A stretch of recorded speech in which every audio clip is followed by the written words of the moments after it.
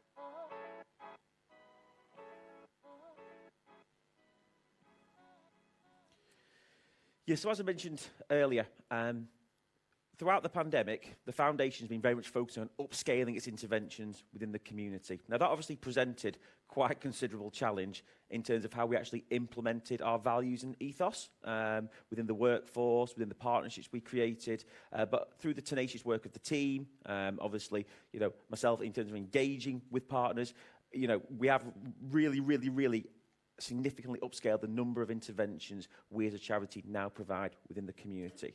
Prior to March 2020, the charity was delivering a lot of really high-quality targeted interventions that was working with those most marginalised. And since 1st of April 2020, the charity branched out and focused on a more mass participation generic offer alongside a targeted offer running side by side to provide that whole service user journey. The programmes that we've launched were all launched within the COVID year. So that did present barriers in terms of considerable change within society, different restrictions to be taken into account, the numbers of individuals we were able to work with, the way we were able to work with the individuals, and some of the challenges that we identified that we had to overcome throughout the period were very much based around, number one, were we able to deliver? 23rd of March 2020, the UK government said, stay at home. So were we able to deliver? What did our service look like? Obviously, as we were delivering, we needed to recruit an infrastructure and build an infrastructure, make sure our governance was correct. What did our recruitment look like? How did we recruit? For myself, I'd never used Microsoft Teams before, and someone told me this revelation. You can speak to people on a computer. It's like, this is new to me. It's like actually having a proper conversation. So how did we recruit, and what processes did we undertake to do that? Service user reach. How did we reach those most marginalised? Straight away, everyone kicked in to what I class as that acute response offer of befriending, looking after those most vulnerable. How do we reach those most that need in the community, and how can we engage them? And naturally, as I said, the ever-changing restrictions. How do we navigate those? And finally, what partners did we need to work with?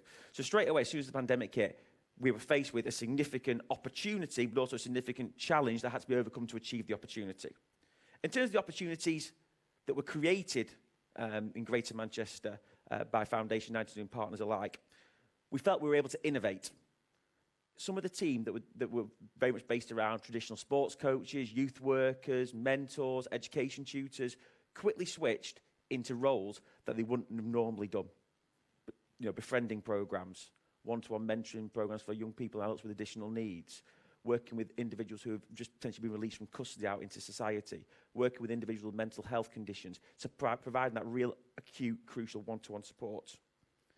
Throughout that, though, we were always very much focused on the post-COVID world. As the lockdowns became more entrenched, we as a charity were focused on, well, what does the world look like post-COVID? How can we respond to the needs of the community? And how do we hear the needs of the community? So we set up steering groups, we set up focus groups to listen to partners, to listen to service users, to enable them to inform our infrastructure and our offer moving forwards. We focused very much on micro-local. So as a charity, and I'll talk about this a little bit later, although we are based in the city of Salford, within Greater Manchester, we have a Greater Manchester-wide footprint. So we had to treat every individual community as an individualised area based on need, demographics, and how we could best support those needs, and embedding teams into those communities. In terms of the programmes, bit of a sort of a top slice overview for you in terms of the programmes we created, launched, delivered, and are still delivering today in various different guises. We naturally wanted to respond to the acute needs of the community. Working within the Spirit of Salford network, which was a network of a collective third sector organisations, we were able to deliver over 2,500 essential packs to those most vulnerable within the first sort of quarter of a lockdown. That's just a snapshot sample of the response out in the community. We then also reached out and delivered over 40,000 food items. So again, that's how football was able to stand in and deliver those services to support those most vulnerable. We launched a befriending service. Now, we all know social isolation has been a real sort of thematic theme across society prior to the pandemic. So the befriending service became that lifeline for individuals. Picking the phone up, general chit-chat, how are you doing, how can we support? And people just wanted to speak about life. Some of the discussions, we allocated about 20 minutes per discussion, were going for an hour, but we didn't mind that because people were receiving the support they needed. We also actually launched our health and wellbeing offer. So that primarily engaged with whole family units, delivering systematic enhanced behaviour change interventions, helping individuals lead more healthy and positive lifestyles. And we managed to support 180 families despite all the challenges. And that was very much on a one-to-one base out in the community, using community settings to make sure we're delivering in a COVID-secure manner. We also achieved 7,225 youth work engagements. Again, our model changed consistently, face-to-face, group-based, online, one-to-one. We have to be really adaptable. But football in general did adapt and did thrive. In terms of education and employability, our values are very much based on quality, impact, and sustainability. So we really focus on working with probably lower numbers than a mass participation education setting, but we focus on higher quality outcomes. So we supported 88 individuals into work and education throughout that period, the lockdown period. And that was all done in the changing face of a world that was very, very unprecedented. In terms of that build back better mantra and helping individuals thrive post-COVID, our vision and values very much about building a society that works for all. So helping individuals to achieve their potential and be the best they can be. So throughout the pandemic, we were focusing on what does the post-COVID world look like, what type of support can we provide, and can we be informed by service users to help create those interventions. Some of the programs we launched, and we are currently delivering today, a program I'm really, really proud of, and we've actually been shortlisted for a regional award, the North West Football Awards, Kick It Out Inclusion Award, is our One Community for All program. So Salford is a city.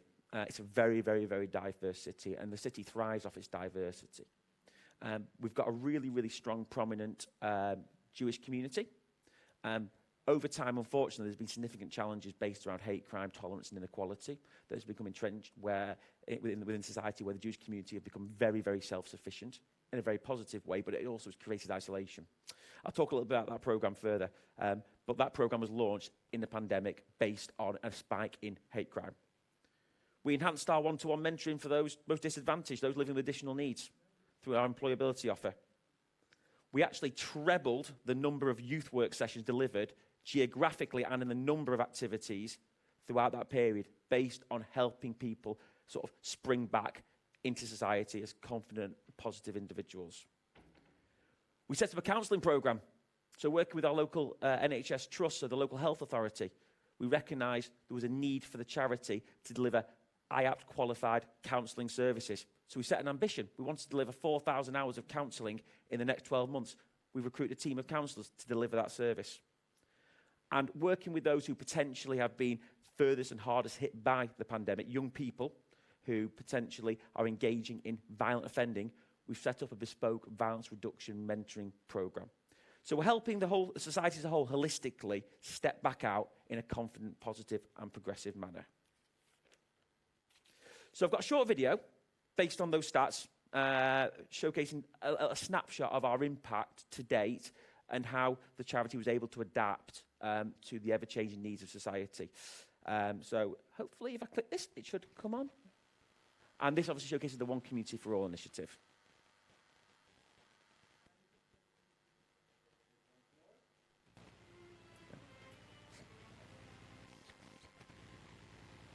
So we delivered the One Community for All programme, which was aimed at engaging with the Jewish community and to bring them together with the wider community in Salford and Greater Manchester. We were able to engage with over 500 members of the Jewish community over the course of the programme, and it really did help to improve tolerance and break down barriers towards those communities and really bring them together with the wider Greater Manchester community. There's a real need for the programme because in Salford it's the second highest area for hate crime in Greater Manchester, and of all those hate crimes that are reported, 45% of them are actually targeted towards the Jewish community. So we really felt the need to come in and work with the Jewish community to help them feel valued and safe amongst the wider community. Some of our delivery methods that we used for the programme we had an online programme which was like a family tolerance and inclusion programme. We delivered kosher food packs in the Jewish community. We've done a lot of partnership delivery with local Jewish organisations such as SEND football sessions, girls football sessions, working with local Jewish schools to really have that broad delivery programme. We did face some challenges with the One Community for All programme. We of course launched it during the pandemic, which meant that we did have to transfer all our initial delivery to online. So it did limit a little bit what we were able to deliver, but it also may have been seen as a positive because it allowed us to really break the ice with some members of the Jewish community through the online programme, and it also gave us the opportunity to deliver our kosher food packs during the pandemic, which was something really valued and really important to vulnerable members of the Jewish community at the time. We were then able to go to face-to-face delivery, and we have been working with some quite religious Orthodox members of the Jewish community who can be quite guarded to external wider community organisations coming in to work with them on things, but we have really been able to build up that trust with them and us, and we've been able to deliver a really valuable programme for them. We did have some really meaningful outcomes that came about through the programme, with some key figures such as we were able to deliver 200 kosher packs during the pandemic. We've delivered 320 hours of delivery in Jewish schools. We had our Project Smile programme, which was part of the wider One Community for All programme, where we delivered a summer camp to 18 SEND Jewish children between the ages of 8 and 12. We have 26 weekly attendees to our SEND football sessions. We have 64 girls who attend our weekly girls football sessions, so some really meaningful key figures there.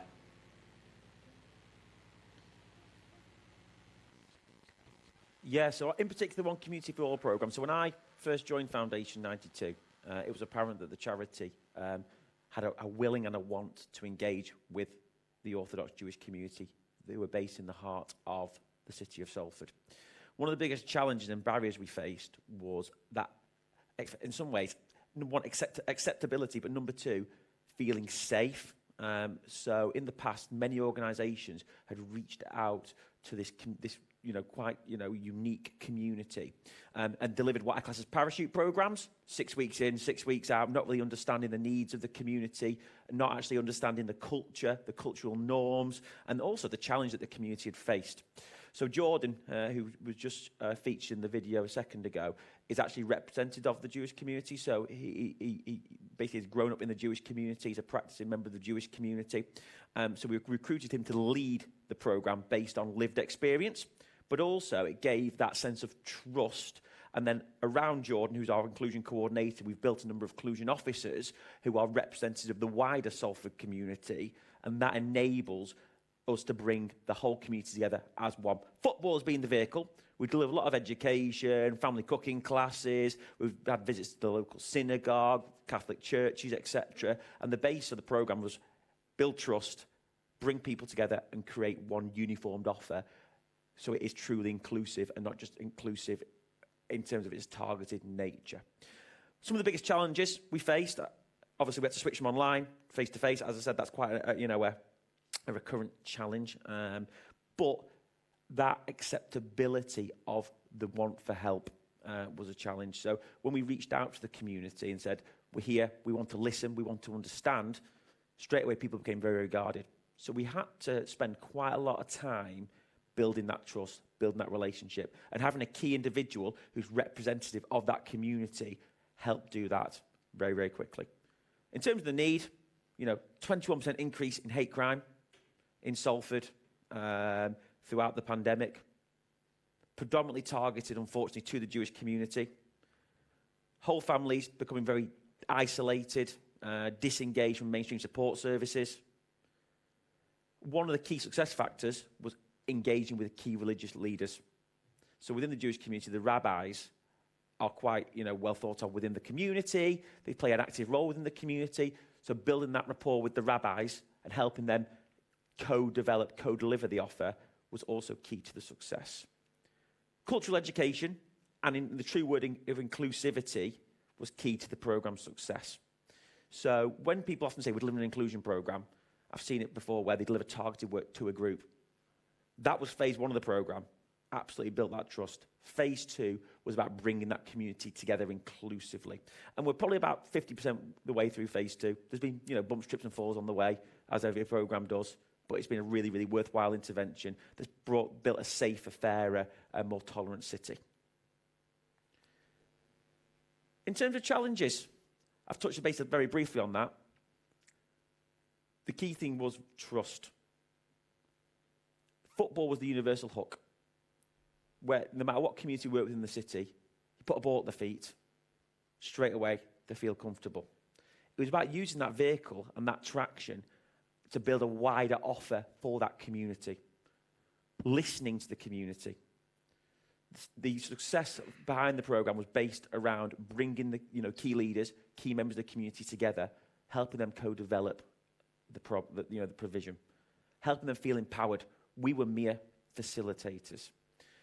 In terms of measuring impact, obviously we set this programme up as a pilot initially, received some funding for the Department of Culture, Media and Sport as a pilot and intervention, and they've received continued funding based on its success throughout the pilot period.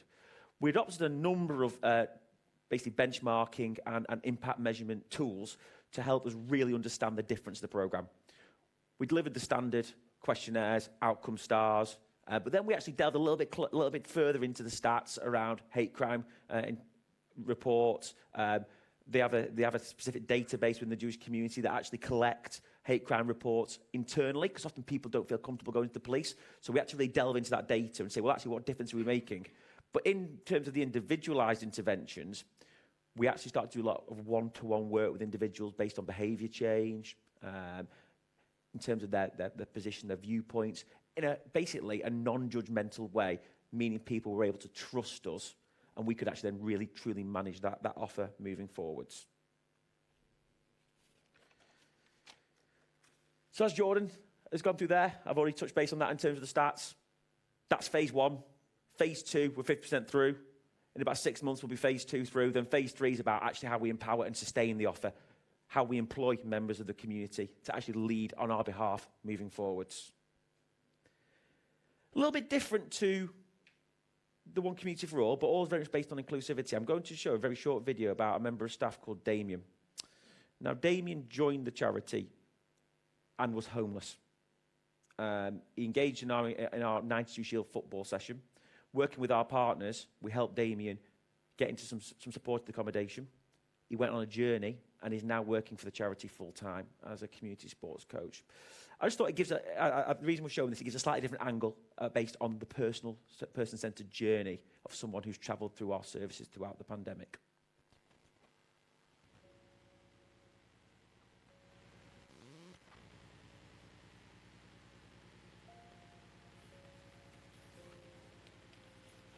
One day I woke up, said to myself, today's the day, I'm going to do it. Said to my mum, I went, Mum, I love you, but have a good life. Went to go get a train and seen the train coming and said, here's it now. Went to jump and a guy pulled me from behind, sat up me and said, what's up? I said, it's done.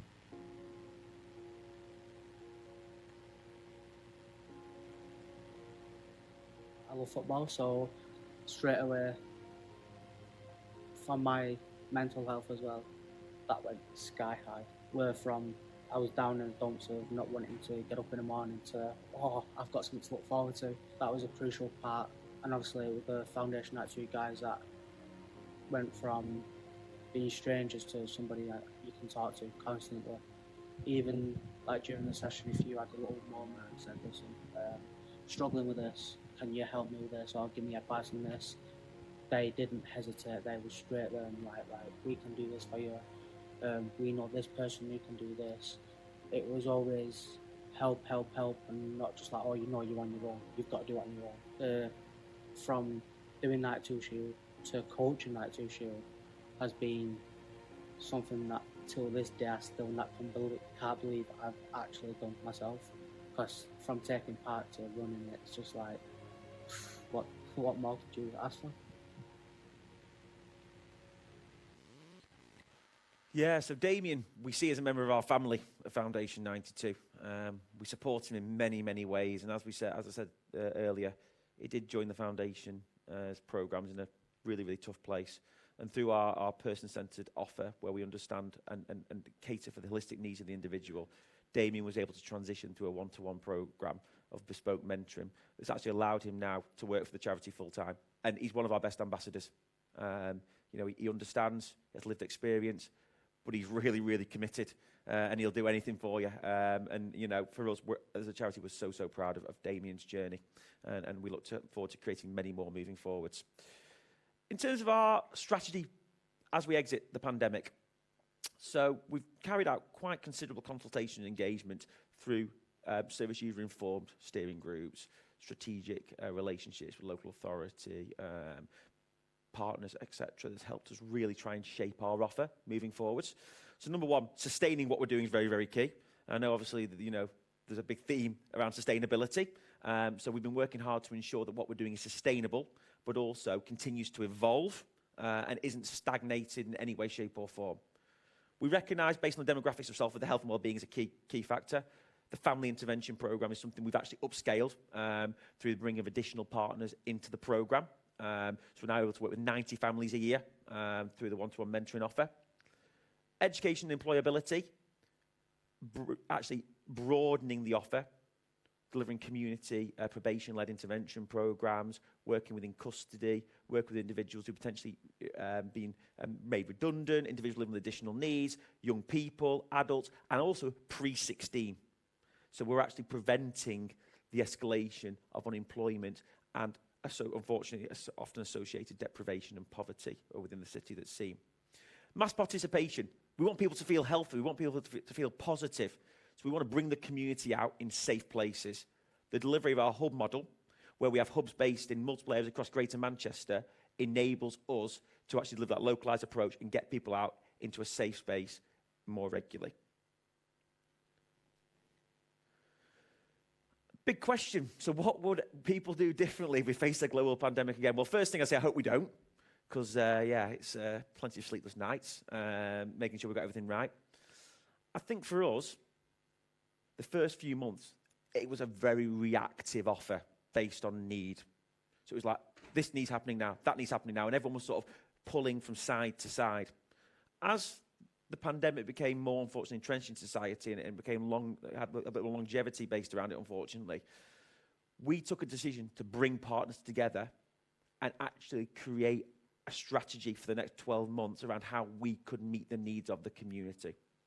So the big thing for me, if I was to rewind 18 months, I would not be that reactive force from day one. I would stop, assess, plan, deliver with those partners. And the partners we had were very supportive, which always helps. But that's the biggest thing for us. In the services we delivered, obviously, we know because of the numbers, the outcomes, the outputs, very clearly needed.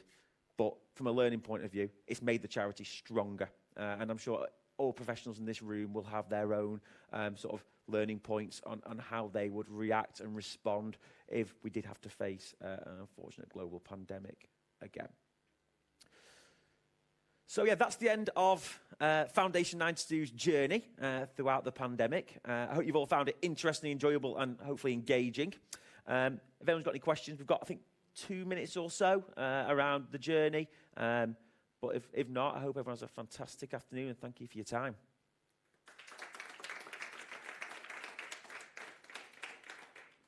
Go on, sorry.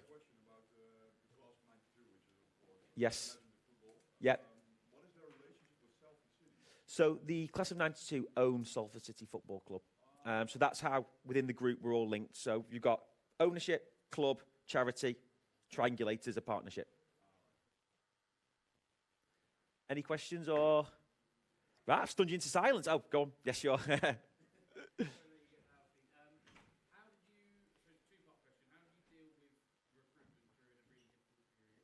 Yes.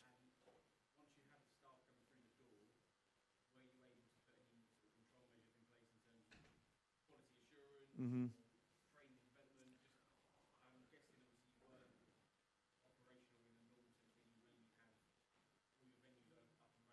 Yeah.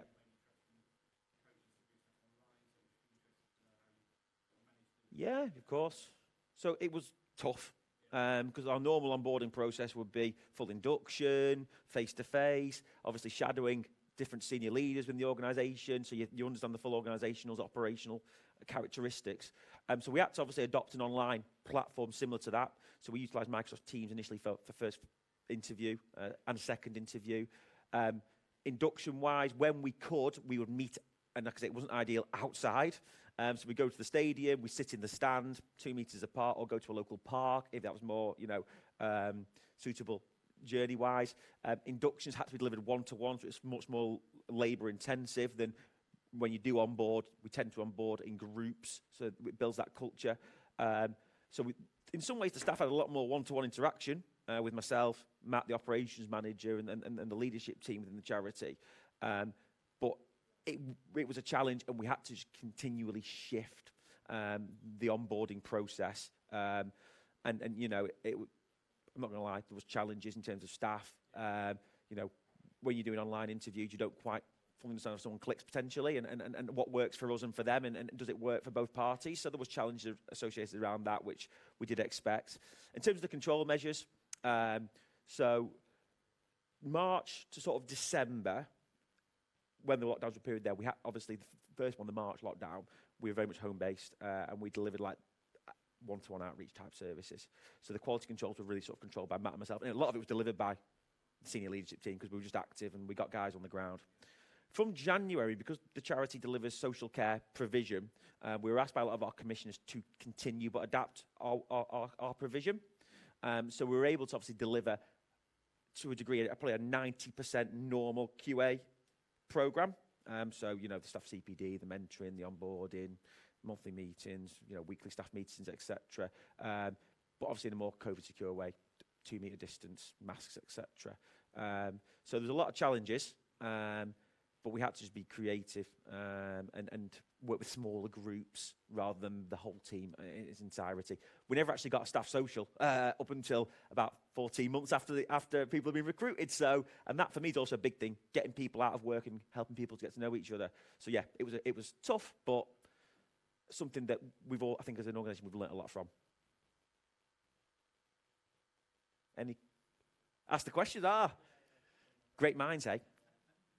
No, if that's everyone's questions, I'd like to say thank you very much for your time, and I think lunch will be served soon, is it?